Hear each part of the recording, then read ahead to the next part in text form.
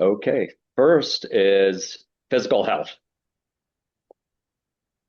The four aspects that came to mind when I thought of physical health that I've learned over over my life are in these four areas. The first one is supplements. I remember giving a speech when I was in eighth grade about supplements. And I was raised in a household that cared about natural health, and we did vitamins and supplements, which I am thankful for because I've really seen a big difference in my overall health as I have a daily supplement regimen. And the main ones here for me are like a B complex, vitamin C. I'm a huge proponent of, if you ask my family.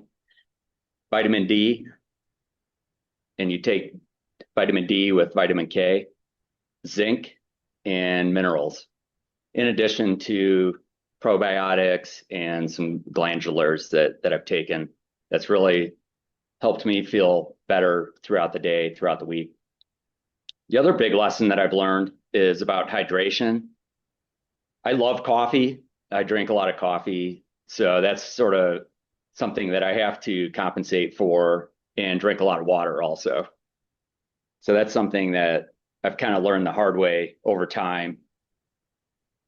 And so I've gone to drink like half calf coffee and fast a little bit more in the morning. And it's made a difference in my how I feel. The next one is about diet. And this is about making healthy food choices and natural health and having whole foods.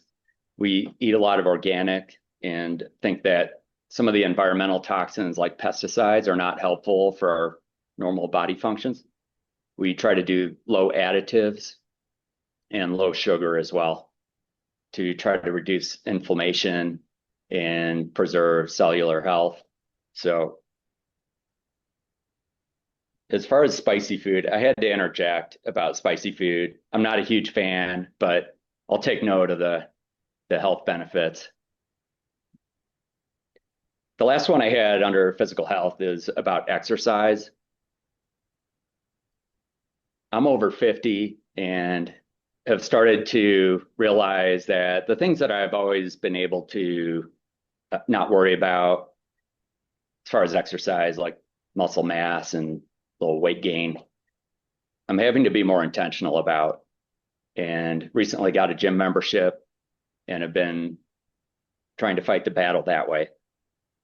We've been enjoying hiking, and it makes a big difference, and have enjoyed that. Okay, so physical is the first one. The second one is emotional health. As far as emotional well-being, part of my journey here is related to counseling.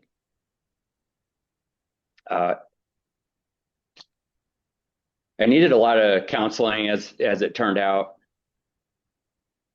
Julie and I have done a lot of work together and have a thriving marriage, and we went through and had to work through some of the earlier emotional and relational dysfunction just from our family, just our upbringing. So that made a huge difference, just being able to be part of a counseling environment, sharing, exploring feelings, and these kinds of things. Emotional intelligence has been important to develop relationships just in my personal life and then also at work.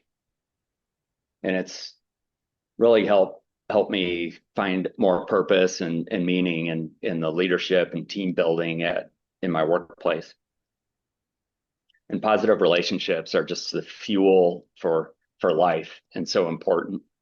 So I'm thankful for the journey to emotional well-being. The third point that I had was about spiritual well-being. This was really foundational for me 25 years ago. I was seeking spiritually and trying to figure out life. I was trying to understand life and all the difficulty in this kind of fallen world. and found Jesus at the end of that whole process. And it changed my life, changed me from the inside and changed my heart. It gave context to my life. And I'm really thankful about that. I am thankful for my wife, Julie, who's been a great life partner and has provided just a richness to my life and been a huge influence for health. And very good. In conclusion, everyone appreciates health and life. And it's sometimes when we have pain or problems that it gives us feedback of needing to make a change. Wellness is an investment in yourself and those closest to you.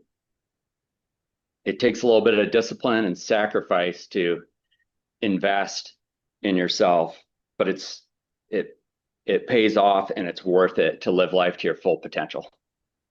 Mr. Toastmaster.